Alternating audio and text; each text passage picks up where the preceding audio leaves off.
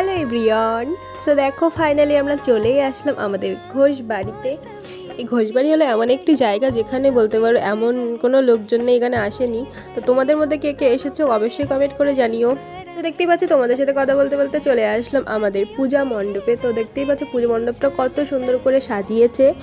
চারি সাইডে নানান রকমের ফুল গাছ, যেমন ডালিয়া, বাগানবিলাস। তো খুব সুন্দর লাগছিল আর দেখতেই পাচ্ছ আমাদের এন্ট্রি গেটে আছে কত সুন্দর সুন্দর পাখি। এগুলো কিন্তু অরিজিনাল পাখি। আর ভিতরের ডেকোরেশনটাও কিন্তু দারুণ হয়েছিল। কেমন হয়েছে তোমরা কমেন্ট করে জানিও। আর মার প্রতিমার মুখটা তো একদম অসাধারণ হয়েছিল। তারপরে আবার চলে আসলাম বাইরে, কিছু খাওয়া দাওয়া করলাম, যেমন ফুচকা।